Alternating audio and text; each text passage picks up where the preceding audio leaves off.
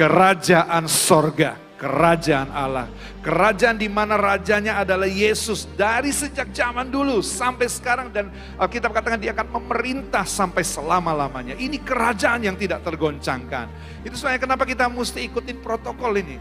Ya supaya kita ada di dalam bagian daripada kerajaan ini. Ikuti protokol ini. Kalau kita ada di sini, saudaraku, saya percaya kita tidak akan mengalami goncangan ketika dunia digoncang.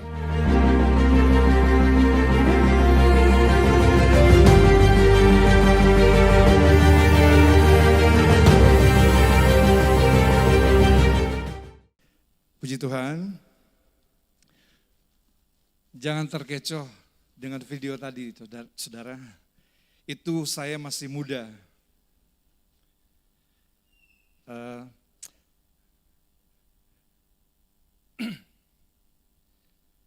Rambutnya sudah putih. Tapi saya sakit kemarin, badannya kelihatan lesu, orangnya kelihatan lesu. Saya pikir ya sudah, saya cat lagi rambut saya biar kelihatan lebih tua. Ya puji Tuhan saudaraku, saya akan menyampaikan satu tema yaitu kerja juga adalah pelayanan. Kerja juga adalah pelayanan. Saudara, kadang-kadang kalau saudara atasan, saudara bos, di gereja penampilan kita beda. Waktu kita bekerja, waktu kita sebagai pimpinan di perusahaan, di kantor, di toko kita jadi orang yang berbeda. Lebih galak, lebih sangar, lebih sadis. Kalau kita karyawan, kita sebagai karyawan, kalau di gereja kita tampaknya bagus ya, tampaknya baik-baik semua, tapi di dunia kerja kita korupsi, kita melakukan perbuatan-perbuatan yang tidak mencerminkan kita sebagai anak-anak Tuhan. Nah, saya ingin merubah mindset kita bahwa kerja juga itu adalah sebuah pelayanan kepada Tuhan. Ya, ucapkan sama-sama. Kerja juga adalah pelayanan. Ya, mari kita membaca Yohanes 5 ayat yang ke-17. Kerja juga adalah pelayanan. Tetapi ia berkata kepada mereka, Yesus berkata kepada orang Farisi yang mendakwa Yesus itu bekerja menentang hari Sabat. Yesus pun tidak menentang, maksudnya Yesus bekerja juga pada hari Sabat. Tetapi ia berkata kepada mereka, Bapakku bekerja sampai sekarang, maka aku juga bekerja. Haleluya. Ya, Bapakku itu tidak pernah berhenti bekerja. Hari ke-7 memang dia istirahat, tetapi setelah itu dia bekerja sampai sekarang, sampai saat ini. Dia bekerja. Nah, mari kita lihat pendahuluan.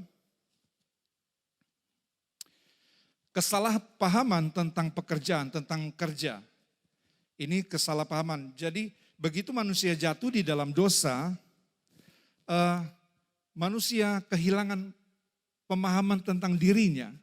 Manusia kehilangan pemahaman tentang siapa dia. Manusia kehilangan, salah paham, mengerti tentang keadaan dirinya. Bahkan tujuan hidupnya pun dia tidak bisa mengerti lagi, dia tidak bisa mengetahui lagi. Sehingga ketika dia bekerja, ya maka pekerjaan itu disalahpahami. Nah seperti ini kesalahpahaman. Yang pertama, pekerjaan itu untuk mencari uang. Ini kesalahpahaman yang pertama saudaraku.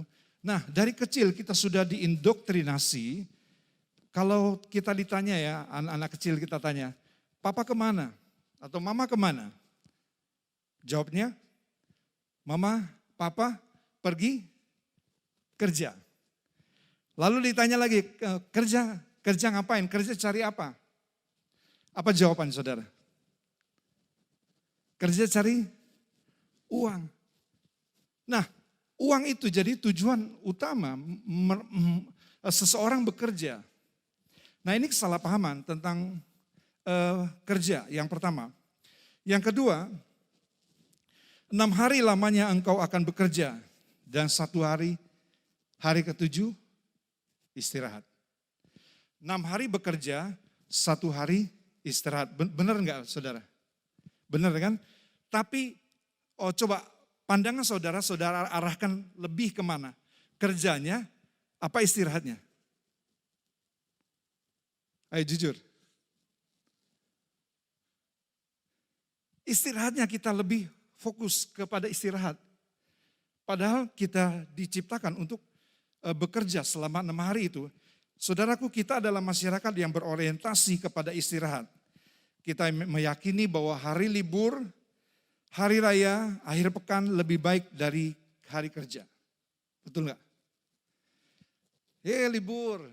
Kalau bisa liburnya 6 hari, kerjanya 1 hari. Gajinya tetap. Nah, ini harus merubah mindset kita tentang pekerjaan. Juga kesukaan terhadap waktu bebas dari bekerja. Bebas dari bekerja itu mencerminkan asumsi kita bahwa istirahat itu lebih baik dari bekerja. Itu ya. Kesalahpahaman yang ketiga, pensiun adalah sasaran atau tujuan dari kita bekerja. Pensiun itu merupakan sasaran dari kita bekerja. Saudara-saudaraku, kita tidak dirancang untuk pensiun. Kenapa? Saudaraku, kita pensiun itu dalam arti tidak mengerjakan apa-apa. Ya karena Allah tidak pernah pensiun. Allah tidak pernah pensiun. Nah saudaraku, kita dapat berhenti, kita dapat pensiun dari sebuah organisasi atau jabatan spesifik, ya berhenti dari sebuah organisasi, pensiun dari jabatan yang dari sebuah organisasi atau jabatan yang spesifik. Tapi kita tidak akan dapat berhenti dari kehidupan dan bekerja.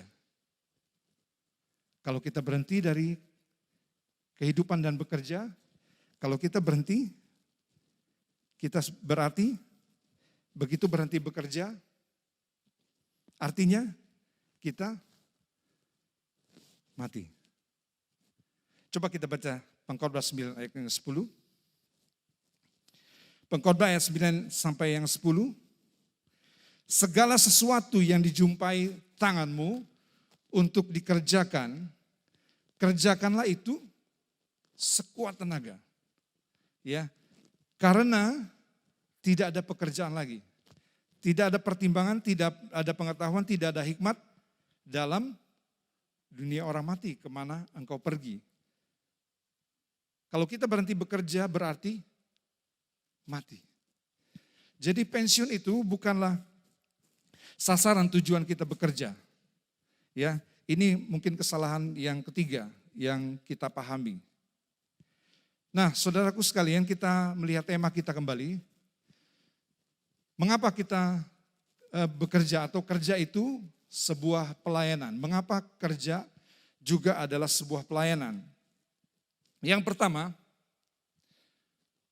Allah juga bekerja.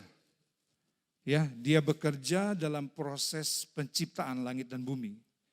Ketika dia memulihkan langit pada hari sebelum hari pertama, kita melihat langit dan bumi itu belum berbentuk.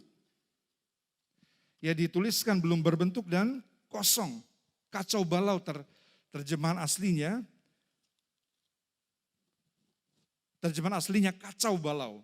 Ya. Pada mulanya Allah menciptakan langit dan bumi belum berbentuk dan kosong. Gelap gulita menutupi samudera raya. Nah, Allah memulihkan bumi ini, dunia ini, dia pulihkan, dia bekerja. Dia ciptakan hari pertama, dia berfirman, jadilah terang. Ya, kemudian hari yang kedua, dia berfirman kembali, jadilah cakrawala. Ya, hari yang ketiga dia berfirman kembali, jadilah benda-benda penerang.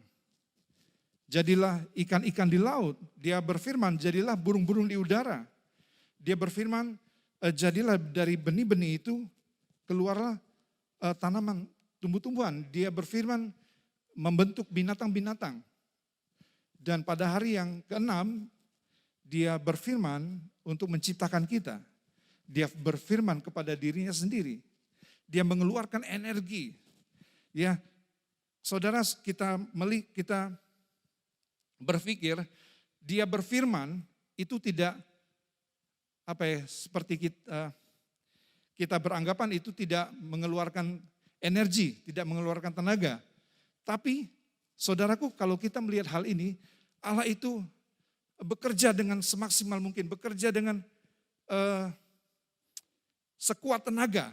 Ya, dia bekerja. Sehingga pada hari yang ketujuh setelah 6 hari bekerja, apa yang terjadi? Allah perlu beristirahat dalam tanda petik ya. Allah tidak lelah, tidak. Saya percaya dia tidak lelah. Tapi dia perlu istirahat. Supaya apa? Supaya hari-hari selanjutnya dia bisa bekerja dengan maksimal. Dengan luar biasa. Nah, Allah bekerja dalam pemulihan langit dan bumi. Dia berfirman, dia mengucapkan firman. Mengucapkan firman itu, saudara, kelihatannya enak ya. Seperti kami menyampaikan ini kepada saudara. Saudara mendengar, saudara tidak lihat kami kerja seperti apa. Tetapi berfirman itu atau membawakan firman itu pekerjaan yang melelahkan. Ya, melelahkan saudara-saudara. Nah, itu sebabnya kita harus bekerja sebab Allah itu bekerja. Allah tidak menganggur. Tadi ayat Mas kita sudah baca, Bapakku bekerja sampai sekarang, sampai hari ini. Ya, dia terus bekerja dan aku pun bekerja juga. Jadi saudaraku, jangan lelah bekerja. Ya, karena begitu kita berhenti bekerja, kita mati. Ya, sudah itu akhir daripada hidup kita. Nah, kita ini keluar dari Allah. Ya, kita ini keluar dari Allah ketika dia menciptakan diri kita. Dia menciptakan diri manusia itu, dia berfirman kepada dirinya sendiri, lalu keluarlah diri kita. Ya, keluarlah diri kita. Nah, dia memberikan roh ke dalam diri kita. Roh ini, saudaraku, punya potensi yang kekal. Roh yang dia berikan kepada kita, itu punya kapasitas sampai, kalau maksud saya sampai kekal itu, kapasitas roh kita itu terus bisa bisa maksimal, saudaraku. Saya kasih contoh seperti ini. Yang kita kerjakan hari ini di hidup kita, itu baru satu bagian mungkin. Satu bagian dalam apa yang kita rasa kita bisa. Apa yang kita rasa kita mampu. Seperti saudara kami sebagai pendeta, saya rasa bagian menjadi hamba Tuhan itu satu panggilan, satu pekerjaan yang bisa dikerjakan seumur hidup. Nah, saudara-saudara, di dalam rancangan Allah itu banyak bagian daripada diri kita yang selama ini tidak terperhatikan atau potensi itu begitu saja diam, tidak diapa-apakan. Ya, saudara, mungkin saudara tidak tahu saya seperti apa. Saya misalnya punya kemampuan seperti mengarang lagu. Nah, banyak hal lagi yang dapat saya kerjakan. Jadi dengan kata lain, kalau kita mengerjakan semua yang Allah berikan di dalam diri kita memerlukan waktu yang kekal. Kekekalan. Waktu hidup ini tidak cukup untuk kita pakai mengeksplorasi diri kita. Seperti itu, saudara. Jadi, ya sekali lagi dikatakan ini Anda boleh pensiun dari sebuah organisasi atau jabatan spesifik, tetapi Anda tidak pernah pensiun dari kehidupan dan pekerjaan. Ya begitu Anda berhenti dari bekerja, maka kita akan mati. Itu yang pertama. Allah bekerja sampai sekarang. Kita bekerja juga. Kita bekerja juga sampai saat ini. Itu yang pertama. Mengapa kerja juga adalah sebuah pelayanan? Karena Allah bekerja. Yang kedua, pekerjaan diberikan kepada manusia untuk mengeluarkan potensi yang sudah ada di dalam dirinya. Ya, pekerjaan diberikan kepada manusia untuk mengeluarkan potensi yang Allah sudah taruh di dalam diri kita. Itu dapat keluar dengan kita kerja. Ya, dengan kita kerja kita dapat keluarkan apa yang Allah sudah taruh. Nah, kita baca coba Kejadian 1 ayat yang ke-26.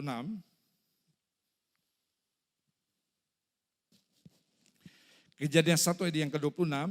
Berfirmanlah Allah, baiklah kita menjadikan manusia menurut gambar dan rupa kita, supaya mereka berkuasa atas ikan-ikan di laut, dan burung-burung di udara, dan atas ternak, dan atas seluruh bumi, atas segala binatang melata yang merayap di bumi. Saudaraku, apakah Anda berpikir manusia sanggup melakukan ini? Ya, apakah saudara berpikir manusia sanggup melakukan berkuasa atas ikan-ikan dan burung-burung dan atas ternak, atas segala binatang yang merayap di bumi? Apa manusia itu sanggup? Ya, saya katakan. Ya, manusia itu sanggup. Allah tidak mungkin mengucapkan satu firman, satu perkataan yang manusia tidak bisa lakukan. Dia tidak pernah mengucapkan sesuatu yang kita tidak sanggup lakukan. Untuk apa dia mengatakan atau menyia-nyiakan firman yang dia sampaikan kepada kita? Kalau kita tidak sanggup, oh manusia, saya berbicara seperti ini, oh manusia itu, atau Allah berpikir manusia itu tidak bisa. Ya. Nah, tidak demikian saudaraku. Allah mengatakan hal ini, setiap kali Allah berfirman, percayalah saudaraku, kita sanggup melakukannya. Amin saudara. Amin. Apapun juga yang Allah sampaikan, dia tahu keberadaan diri kita. Dia tahu keadaan kita, dia melihat kita itu sanggup. Dia sudah menyuntikkannya, dia sudah memasukkannya apa yang kita mampu untuk kita lakukan. Ya, untuk apa yang kita akan lakukan, dia sudah memasukkannya di dalam diri kita. Tinggal usaha kita, bagaimana kita mengeluarkannya. Itu sebabnya dibutuhkan pekerjaan, saudaraku. Dibutuhkan kita kerja, mengekspresikan diri kita, memenuhi apa yang menjadi kemauan atau keinginan Tuhan. Ayat yang ke-28 kalau kita baca.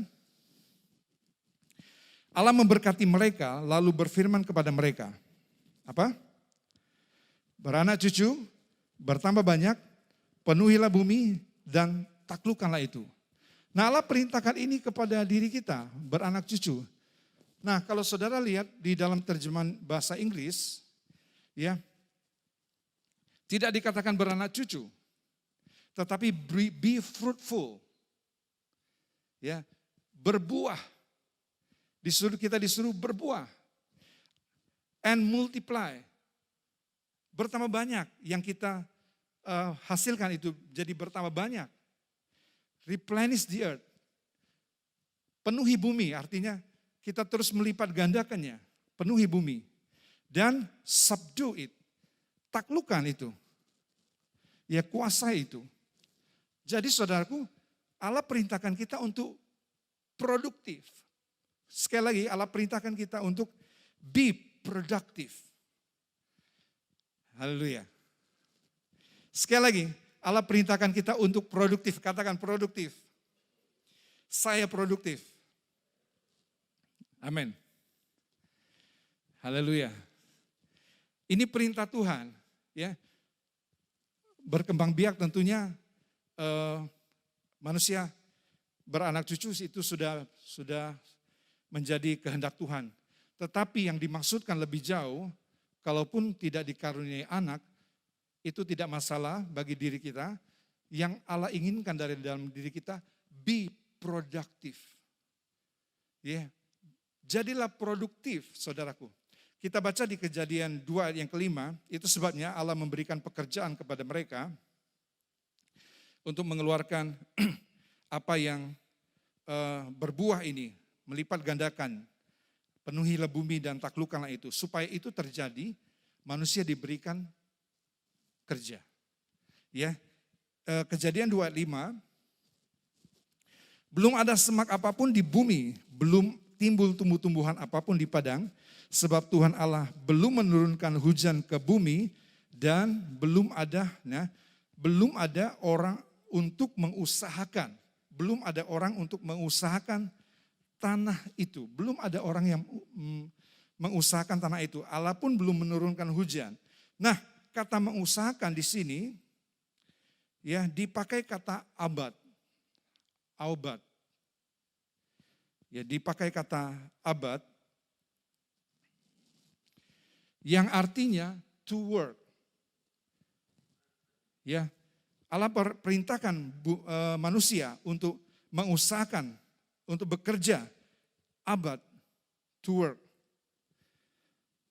Ya. Terus kata ini dipakai dalam arti, kata ini dipakai juga dalam arti ini, pelayanan, bahkan penyembahan.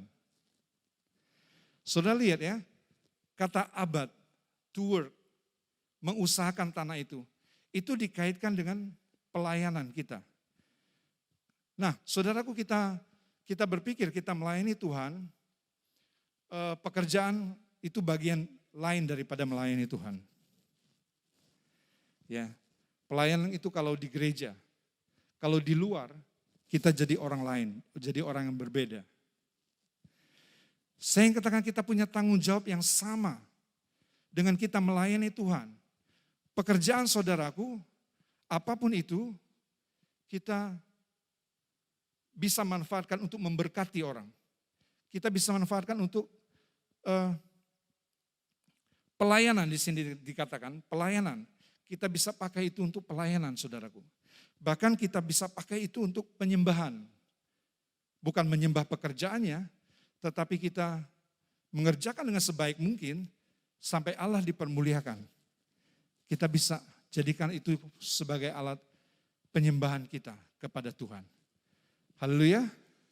Puji Tuhan, saudara. Oh, saudaraku. Nah, kalau kita baca lagi di ayat yang ke-8. Selanjutnya Tuhan Allah membuat taman di Eden. Ya, selanjutnya Tuhan Allah membuat taman di Eden. Di sebelah timur, disitulah ditempatkannya manusia yang dibentuk itu. Untuk apa? Untuk mulai bekerja. Untuk menggarap apa yang Allah perintahkan. Lalu ayat 15, saudaraku.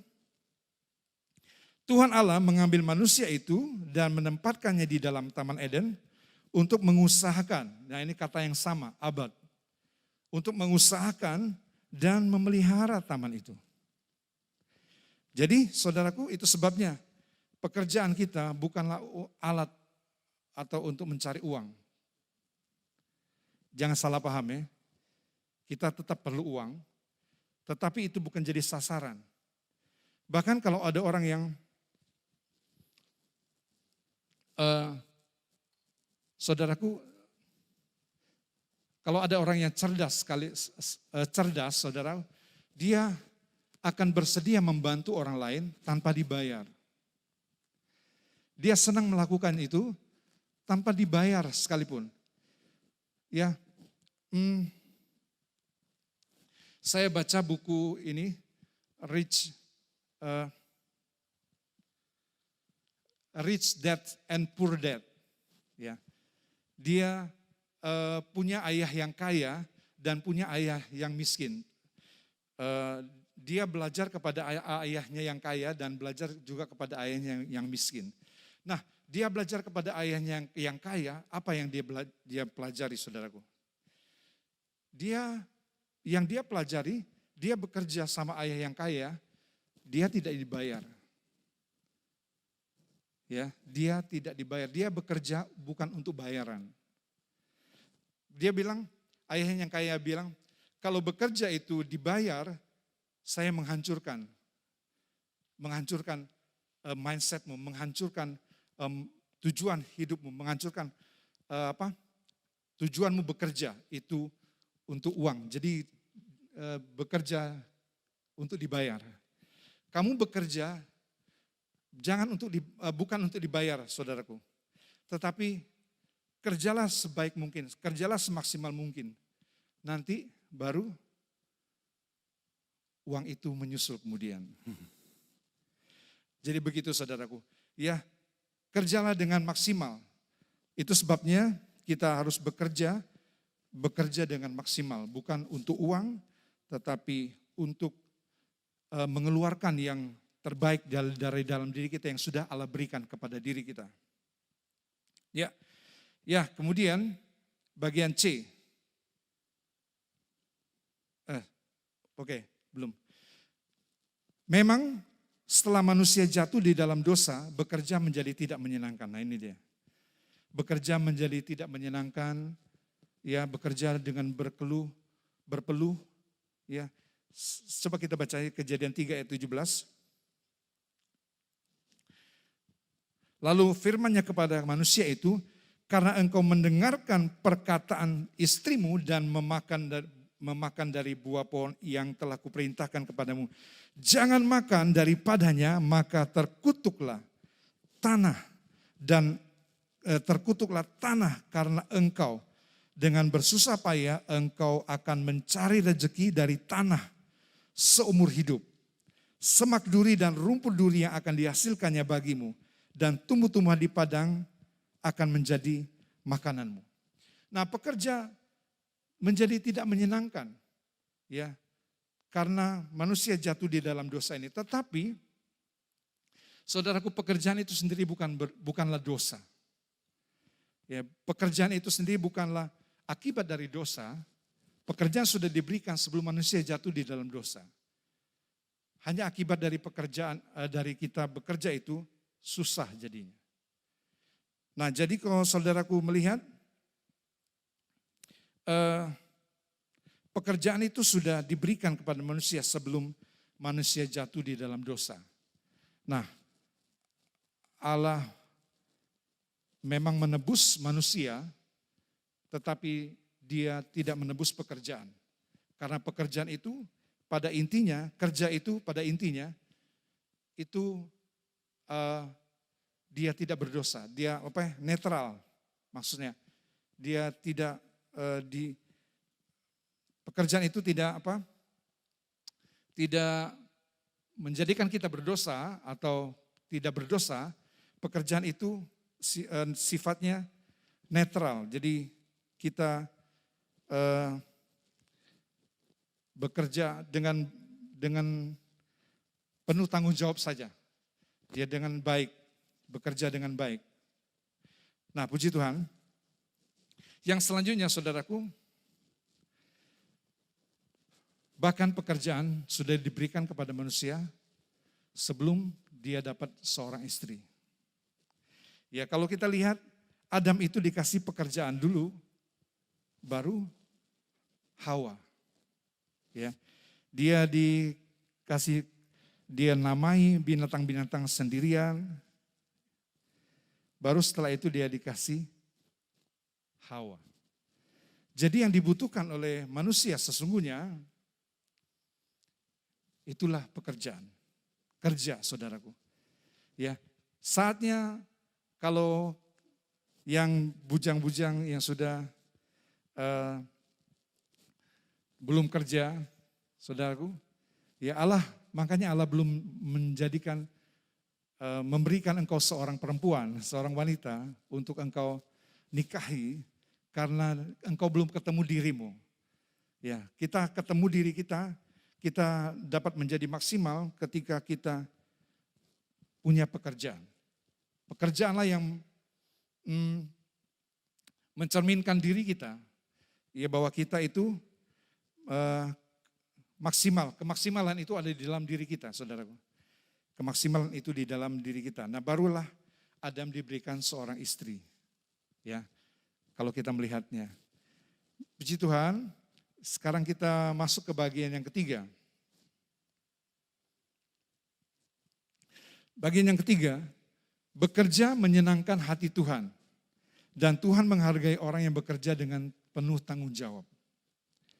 Ya, pekerjaan itu menyenangkan hati Tuhan dan Tuhan menghargai orang yang bekerja dengan tanggung jawab. Kita baca Matius 25 ayat yang ke-20 tentang hamba yang baik yang dipercayakan 5 talenta dan 2 talenta. Dia berkata seperti ini.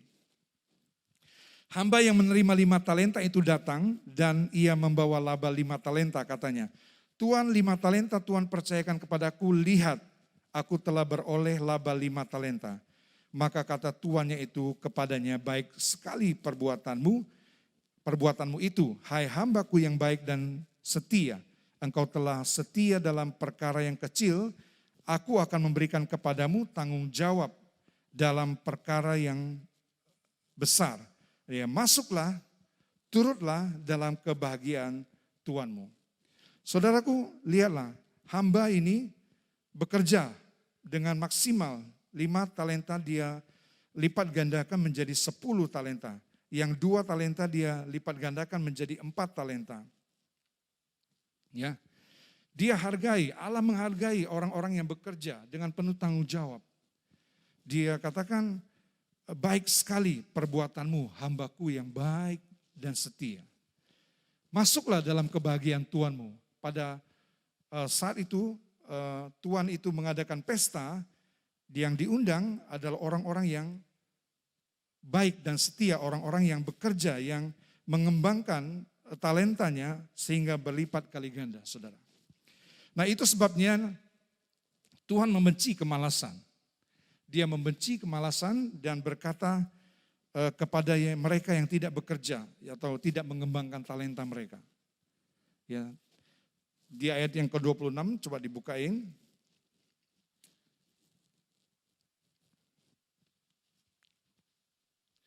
Maka jawab tuannya itu, hai kamu hamba yang jahat dan malas, jadi kamu sudah tahu bahwa aku menuai di tempat di mana aku tidak menabur dan memungut di tempat di mana aku tidak menanam.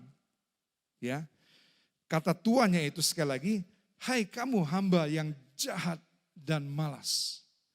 Ya, Allah membenci kemalasan, saudaraku.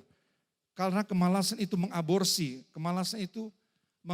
atau menggugurkan kemampuan kita yang Allah sudah taruh di dalam diri kita, tidak sampai tersalur keluar.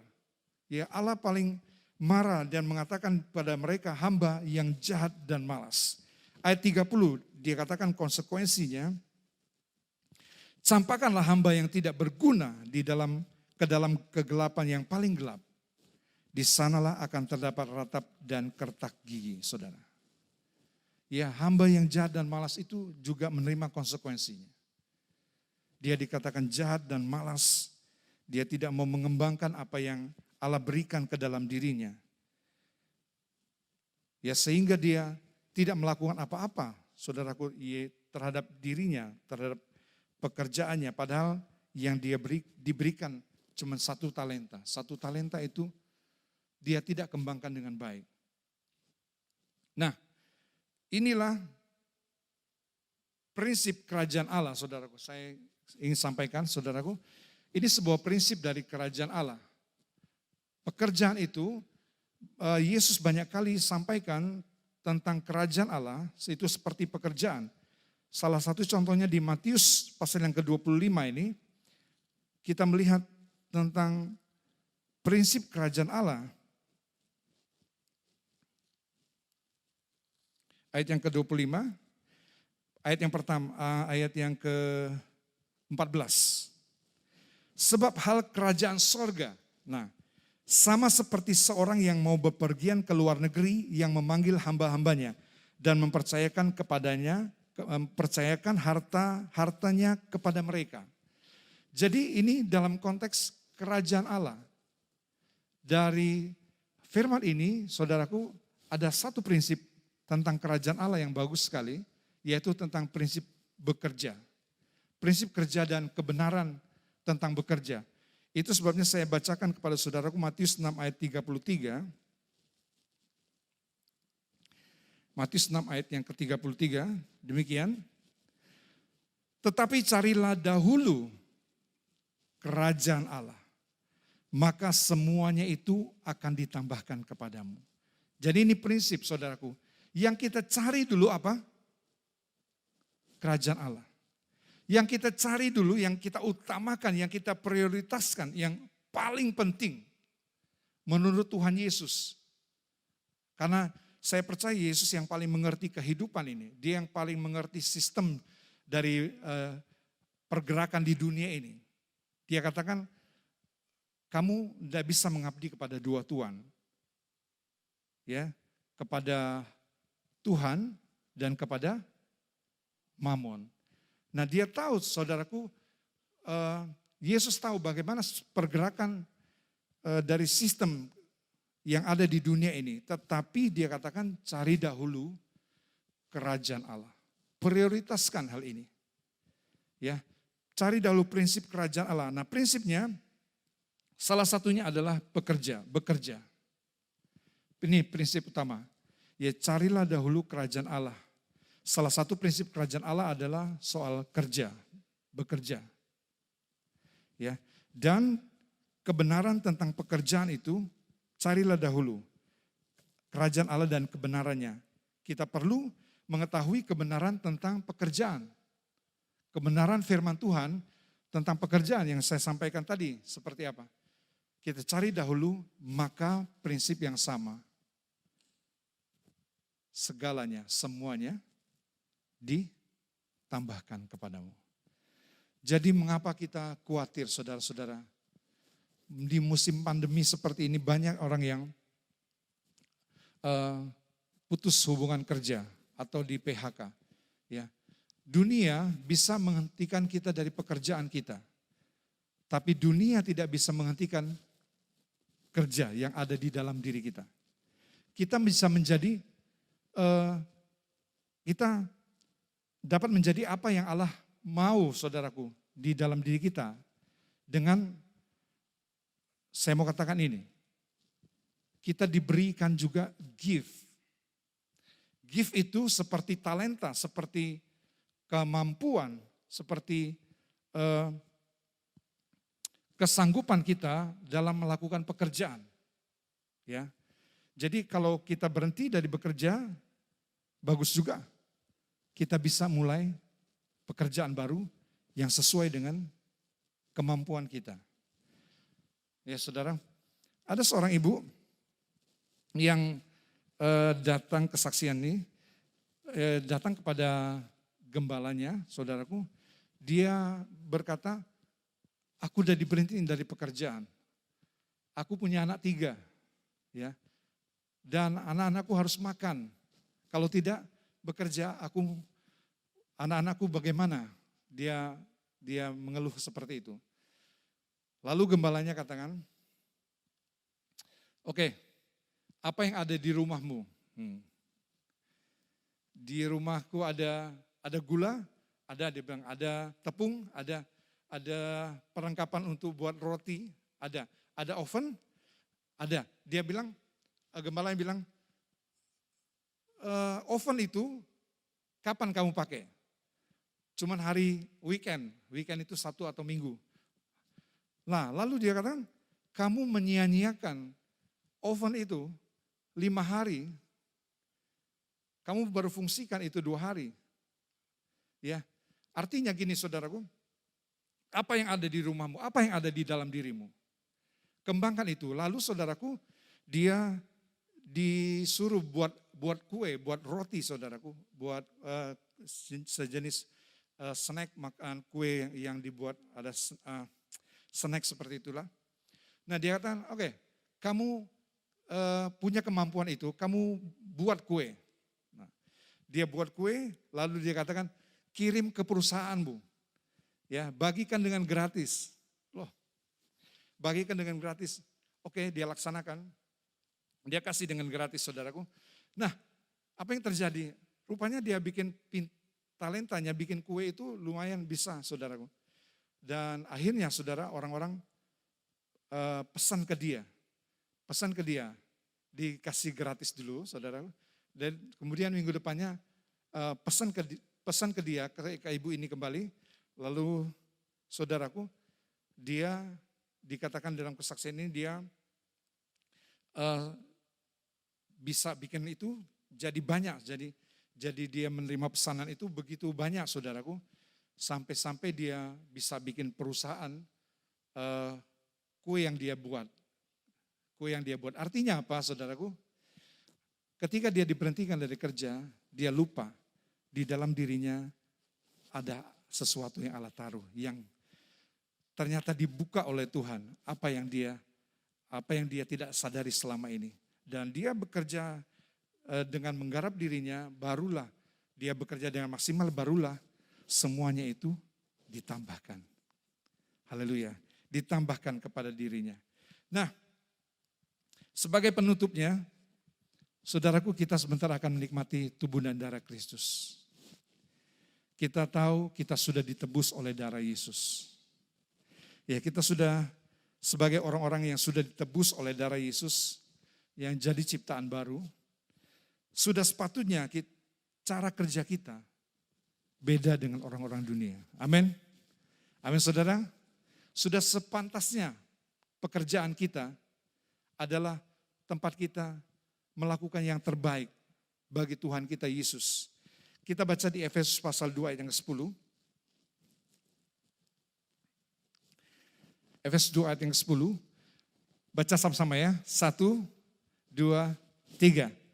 Karena kita buatan Allah, diciptakan Kristus Yesus untuk melakukan pekerjaan baik. Terus yang dipersiapkan Allah sebelumnya. Ia mau supaya kita hidup di dalamnya. Saudara perhatikan ini, dipersiapkan Allah sebelumnya. Kapan? Saya mau katakan sebelum engkau diciptakan, sebelum engkau lahir. Allah sudah mempersiapkan sesuatu buat dirimu. Tahukah engkau di dalam dirimu? Allah sudah menaruhnya. Allah persiapkan sebelumnya. Dan Dia mau di mana kita hidup? Di mana? Di dalamnya. Di dalam apa yang sudah Allah persiapkan sebelumnya. Di dalamnya kita persiapkan diri kita. Nah, kita sudah ditebus oleh Tuhan. Pekerjaan itu tidak dosa. Banyak orang yang menyalahgunakan pekerjaan memang. Banyak sekali. Di gereja kita jadi orang yang berbeda. Di dunia kerja kita jadi orang berbeda lagi. Kita menjadi sadis kadang-kadang di dunia kerja. Kita menjadi tidak ada belas kasihan di dunia kerja. Sama seperti itu juga kita karyawan, kita memanfaatkan kalau ada tuan kita yang baik, kita manfaatkan. Harusnya saudaraku, kita bersyukur kalau kita punya tuan yang baik. Kita kerjalah yang baik, saudaraku. Kerja yang baik tanpa mengharapkan gaji. Ya, gaji itu orang akan melihat, saudaraku, bagaimana cara kita kerja. Dan percayalah, Yesus menghargai orang-orang yang bekerja. Yesus menghargai orang-orang yang bertanggung jawab. Saya menutup ini dengan kesaksian, saudaraku. Tentang talenta. Tuhan memberikan saya talenta untuk membuat lagu Saya buat lagu ini terinspirasi dari khotbahnya Bapak Gembala. Ketika Bapak Gembala khotbah tentang perempuan pendarahan 12 tahun yang sakit pendarahan, dia mendekati Yesus, dia menjamah ujung jubah Yesus, katanya, asal aku jamah saja, aku akan sembuh. Dia katakan seperti itu. Nah, saya mengarang lagu ini, saudaraku, tapi ini belum menjadi pengalaman saya. Ketika saya sakit di rumah sakit, istri saya ingatkan saya, kamu, ini lagu ciptaan kamu loh. Asalku jamah, aku akan sembuh. Kamu ngalami belum? Iya ya. Tuhan, saya bilang, ampuni saya Tuhan, saya membuat satu lagu yang saya belum sempat alami bagaimana pertolongan Tuhan. Nah, singkat cerita saudaraku, saya sembuh, puji Tuhan, 4,5 bulan saya tidak bisa tidur, tekanan darah saya naik, ya jantung saya tidak berdetaknya hampir 100, ya walaupun tidak olahraga saudaraku.